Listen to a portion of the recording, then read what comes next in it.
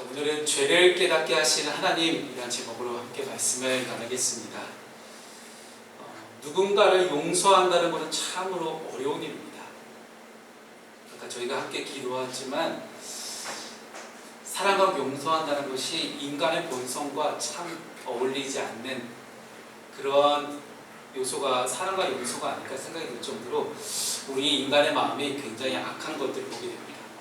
나에게 잘못을 저지른 사람을 마주할 때 내 인간 본성 안에서 차오르는 그 생각은 하나밖에 없습니다. 눈에는 눈, 이에는 이 하는 보복의 원리가 가장 먼저 떠오릅니다.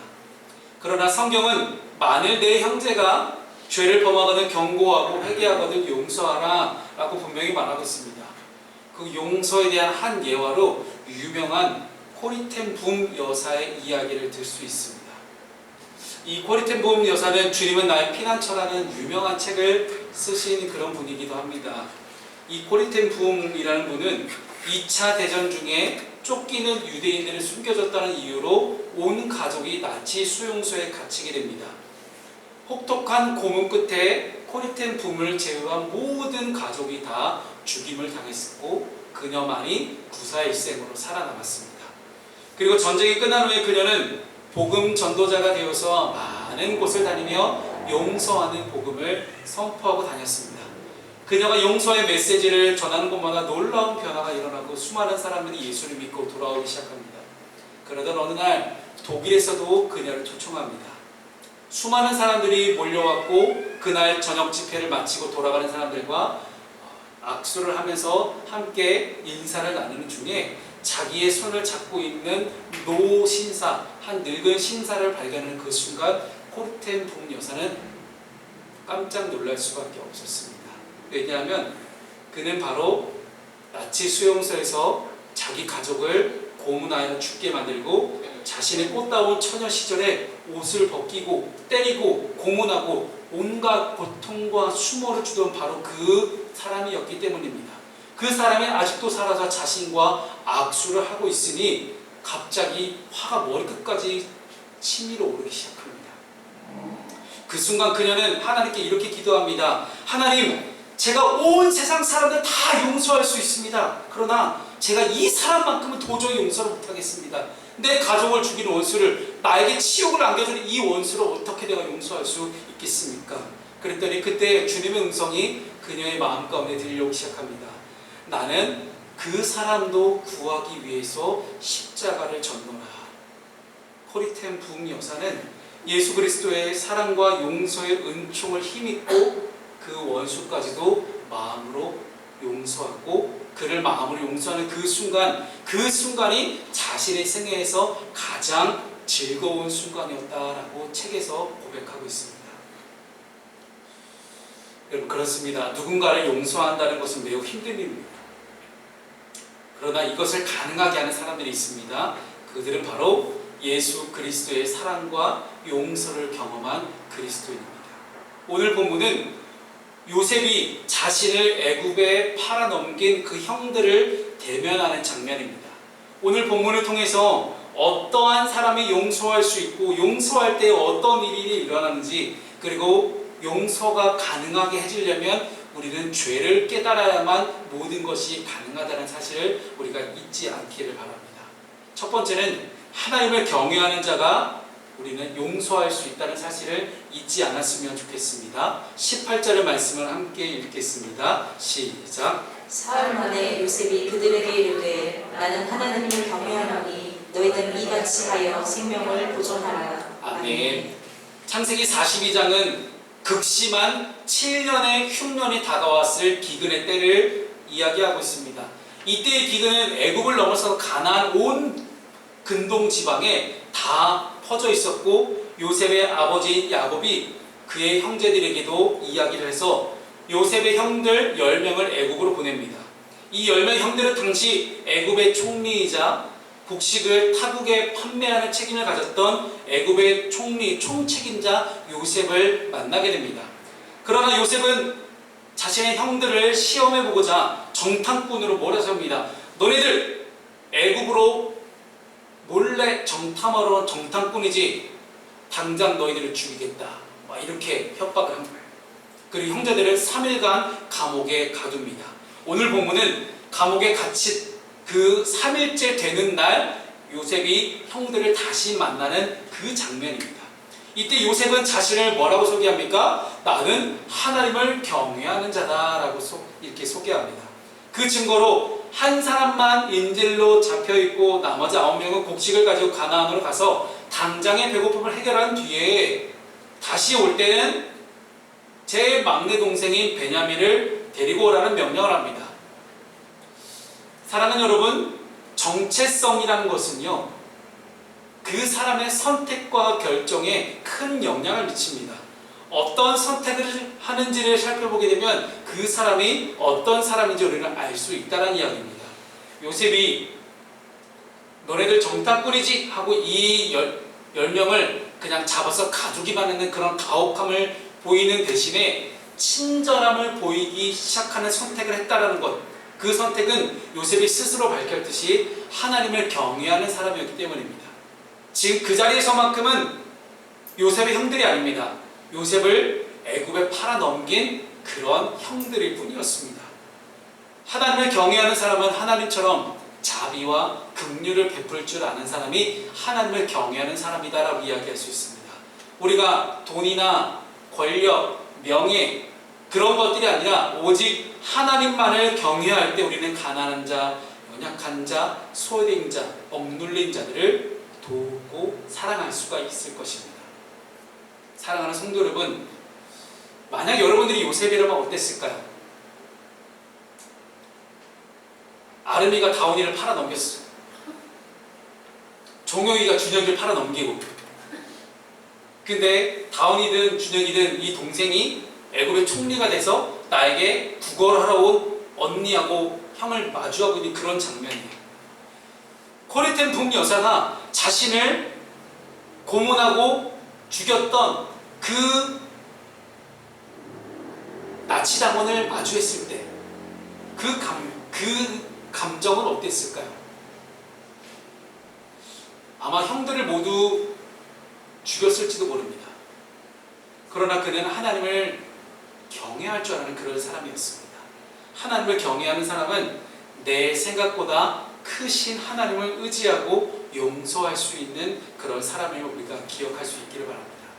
그래서 요셉이 형들을 용서하고자 자기의 마음의 문을 연 것은 그가 하나님을 경외하며 하나님과 함께하는 형통한 삶을 살았기 때문입니다. 여러분, 이것은 나 스스로는 할 수 없는 일입니다. 나는 할 수 없지만 내가 경외하는 하나님을 의지할 때 내게 용서할 수 있는 힘을 하나님께서 나에게 주셨다는 것을 의미합니다. 여러분, 요셉뿐만 아니라 성경에는 용서하기 어려운 사람을 용서하는 사람들이 많이 등장합니다.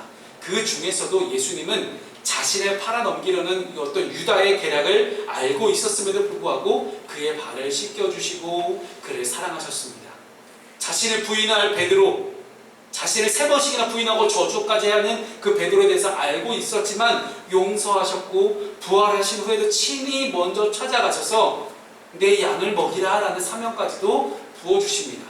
그리고 죄인 중에 괴수된 우리 또한 예수님의 용서와 사랑으로 우리는 구원의 은혜를 받게 되었습니다. 또한 지금 하나님의 자녀로서의 특권을 우리는 누리며 살아가고 있습니다. 하나님의 사람이요, 하나님의 자녀된 우리가 우리 공동체 안에서 먼저 용서하며 화평의 메신저가 될 수 있기를 예수님의 이름으로 축원합니다. 여러분, 하나님의 사람은 용서할 수 있습니다. 그냥 인간은 일반적인 사람을 용서할 수 없는 것이 맞습니다. 그게 지극히 당연한 일이에요. 그러나 하나님을 경외하는 사람, 하나님의 사람은 용서하고 사랑할 수 있다는 말입니다. 오늘 이 순간 가운데 여러분 가운데 용서하기 어려운 사람을 용서하기 원하십니까? 그렇다면 먼저 하나님을 경외하는 하나님의 사람으로 온전히 설 수 있기를 소망합니다. 내 자신의 혈기와 원망하는 마음, 그런 마음들 잠깐 내려놓고 잠잠히 하나님을 경외하며 성령님의 은혜를 구할 때 성령께서 그 마음에 용서할 수 있는 그런 복된 힘을 우리에게 허락하실 것입니다. 그리고 내가 먼저 건넨 이 용서의 작은 불씨가 상대방에게 전해질 때 놀라운 역사가 반드시 일어날 것입니다. 이렇게 하나님을 사랑하는 사람이, 경외하고 하나님을 마음을 품은 사람이 용서할 수 있을 때 우리는 반드시 해야 될 것이 있습니다. 죄에 대해서 솔직해지고 죄에 대해서 반드시 회개해야 된다는 사실입니다. 오늘 본문의 21절과 22절 말씀을 길지만 우리 함께 좀 읽어보겠습니다.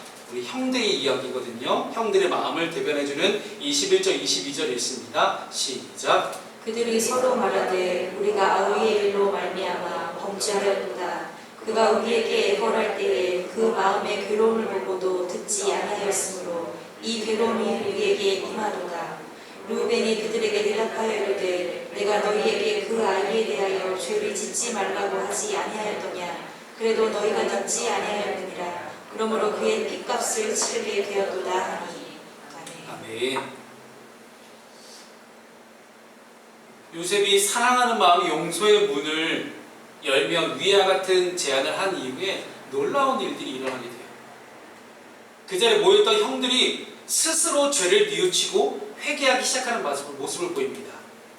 막내 베냐민을 데리고 올 것을 요구하는 요셉의 말에 형들의 입에서는 하는 그런 탄식이 이제 터져 나오기 시작하는데, 여러분 히브리어에서 탄식하는 그런 감탄사가 아발이라는 그런 단어가 하나 있어요. 아발. 이거는 뭐냐면 무엇인가 미처 내가 몰랐던, 깨닫지 못했던 생각이 순간 떠올랐을 때의 곤혹스러움과 당황함을 표현하는 단어가 이 히브리어 아발이에요. 그러니 이 형들의 마음은 어떤 마음이냐면, 죽은 줄만 알았던 요셉이 내 앞에 나타나게 있지만 형들은 아직 요셉이 누군지 몰라요. 앞에 있는 사람이 요셉인지 모르는 상황 속에서 동생 베냐민에 대한 얘기를 요셉이 꺼내자마자 그 위의 형이었던 요셉에 대한 생각이 떠오르기 시작했다는 거예요. 그러면서 이 얘기입니다. 우리가 예전에 요셉을 그렇게 죽게 만들었으니 그 핏값을, 그 죄값을 지금 우리가 이렇게 치르는구나 라고 아발하고 있는 거예요. 큰일 났다. 어린 요셉이 구덩이에 빠져서 살려달라고 애걸복걸할 때 모르는 척하면서 미디안 상인들에게 팔아넘겼던 자신들의 죄를 뉘우치기 시작하는 거예요.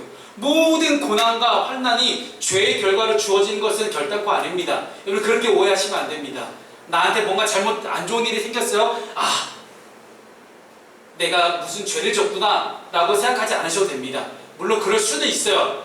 100%다 그렇다는 건 아니지만 어쨌든 하나님은 공의로우시기 때문에 죄를 지은 사람에게는 반드시 대가를 치르기는 하십니다. 우리가 괴로운 일을 당할 때 내가 무엇을 잘못했나 하고 우리는 돌아볼 수는 있습니다. 만약에 내 마음에 걸리는 일들이 뭔가 있다, 내 마음에 콕 박히는 뭔가가 있다, 그렇다면 우리는 즉시 회개하고 돌이킬 수 있어야 됩니다. 가장 큰 형이었던 이 르우벤은 22절에서 지금 자기 앞에 닥친 그 고난과 환난을 노아 시대 때부터 계속해서 내려오고 있던 핏값으로 확대 해석하고 있습니다. 피 흘린 자는 반드시 그 핏값을 치러야 한다는 그런 원리이죠. 따라 현재의 고난과 환난은 도저히 피할 수 없는 그런 고난이고 환난이며 반드시 짊어져야 함을 르우벤 스스로가 이야기하고 있는 겁니다. 죄는 반드시 갚아야 하는 빚입니다. 죄를 지으면 그에 상응하는 희생의 대가를 반드시 치러야 됩니다. 그래서 신약 성경에 죄의 삭은 사망이다 라고 분명히 성경은 기록하고 있습니다. 예수님께서 십자가에서 사랑하는 마음으로 희생하신 것도 바로 이 때문이었습니다.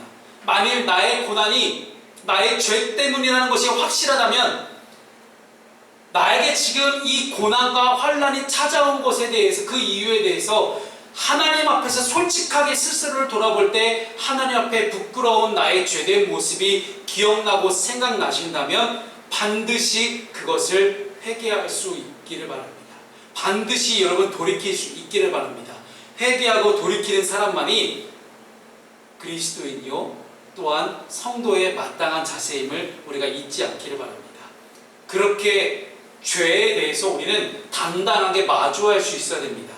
죄에 대해서 솔직한 마음으로 하나님께 마주할 수 있어야 됩니다. 왜 그렇게 되냐면 죄에 대해서 함께 솔직하게 마주하고 돌이키는 그 순간 무너진 모든 관계가 다 회복되기 때문입니다.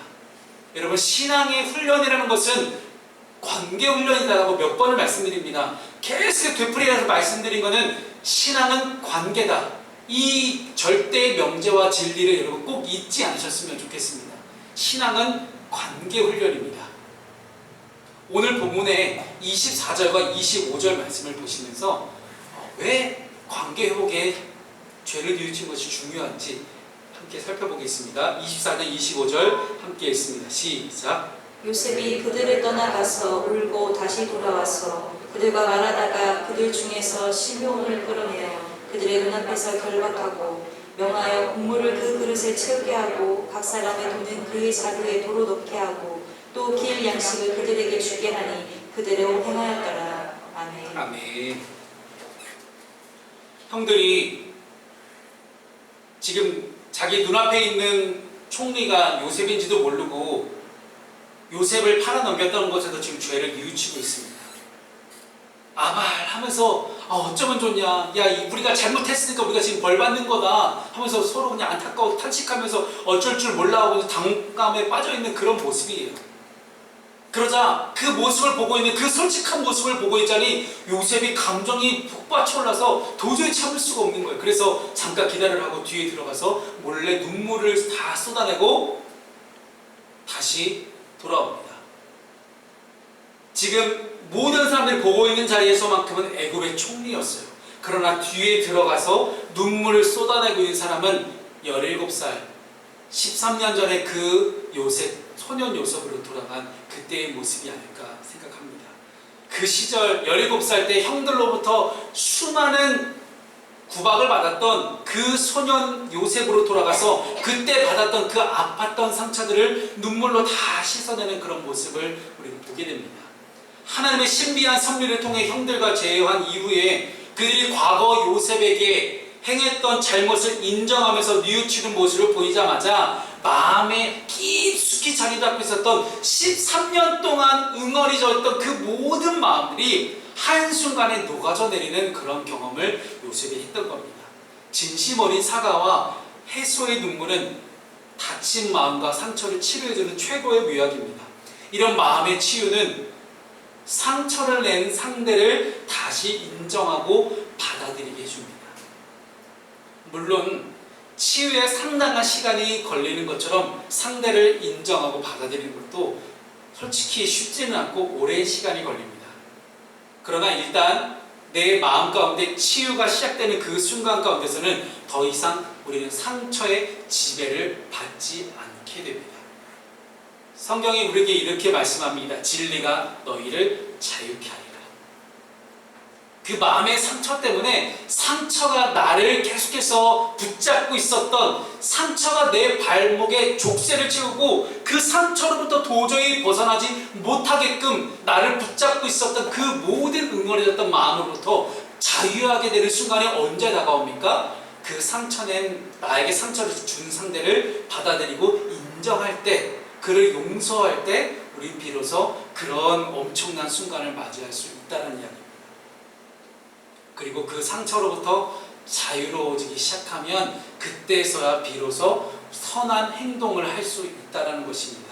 그래서 오늘 요셉도 형들이 곡식값으로 치는 돈을 곡식자를 다시 넣어줍니다. 그리고 여행 중에 필요한 양식도 덤으로 더 주기 시작합니다. 사랑하는 여러분, 죄의 문제를 고백하고 진심으로 회개할 때 무너진 관계는 회복됩니다. 오늘날 우리 안에 얼마나 많은 관계의 무너짐이 존재합니까? 내 주변을 돌아봐도 혹은 내 자신을 돌아봐도 수많은 관계가 무너지고 무너져 있음을 우리는 발견하게 됩니다. 부부관계가 단절되어 있고요, 부모와 자녀의 단절이 있고, 형제 및 많은 사회 공동체들과 우리 단절을 경험합니다. 그리고 더 나아가서 교회 안에서 수많은 관계가 단절되어 있음을 우리는 경험하게 됩니다. 그렇게 우리는 수많은 관계의 단절을 경험하고 있는 그런 시대를 살아가고 있습니다. 이러한 시대에 자기 자신과 서로를 향한 진정한 회개의 고백만이 무너진 관계를 회복시킬 수 있음을 우리가 믿었으면 좋겠습니다. 세상의 관계 회복을 위한 많은 뭐 강연들도 있고 좋은 이야기, 좋은 글들 정말 많습니다. 그러나 관계가 회복될 수 있는 중요한 원리는 사랑과 용서에 있음을 우리가 잊지 않기를 바랍니다. 1907년의 평양 대부흥운동은 조선 한국 기독교 역사에 있어서 가장 위대한 부흥운동의 하나로 꼽히고 있습니다. 이 1907년 평양 대부흥운동의 시작은 1903년 원산, 지금 북한인 원산에 있었던 부흥사경회 때였습니다. 부흥사경회를 인도하시던 분은 하디 선교사님이라는 저희 감리교 선교사님이십니다. 이 하디 선교사님이 원산의 부흥사경회를 인도하시는 도중에 갑자기 뜨거운 눈물을 쏟아내시면서 이 앞에 모여있는 수많은 조선 사람에게 자신의 죄를 고백하기 시작합니다.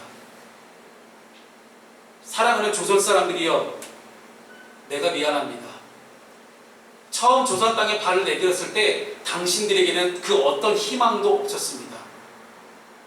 더럽고 미개하고 미천하고 지식도 없고 지혜도 없고 멍청한 조선 사람들을 데리고 어떻게 하나님 여기서 선교를 할 수 있겠습니까? 라는 그러한 하나님께 기도를 정말 많이 드렸습니다.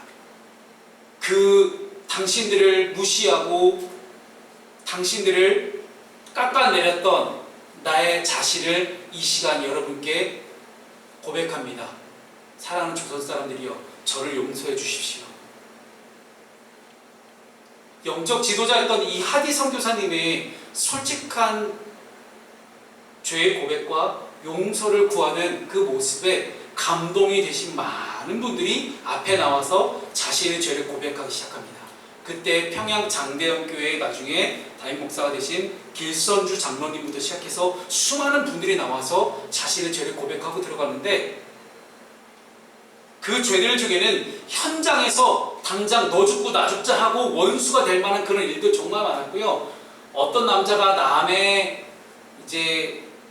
남자의 아내를 겁탈하는 일부터 시작해서 다른 친구가 맡긴 돈을 몰래 내 것으로 만드는 일, 훔친 거죠. 돈을 훔친 사건이죠. 사기를 친 것들 굉장히 많았습니다. 그 수많은 사건들이 있는 그 자리에서 놀라운 일들은요, 죄에 대한 심판보다는 회개와 용서가 이루어졌다는 사실입니다. 그 첫 시작은 하디 선교사님의 죄의 고백이었습니다. 그리스도의 보혈로 모든 피조물이 새롭게 되어지고 죄의 용서와 구원이 이루어짐을 모두가 함께 경험했던 바로 그런 시간이었습니다. 그렇게 하나님과 관계를 회복하는 사람들을 통해서 원산으로부터 시작된 이 모든 부흥이 평양을 거쳐 1907년에 엄청난 부흥운동으로 일어났던 것입니다. 그리고 그 신앙의 유산을 지금 우리가 또한 누리고 있습니다.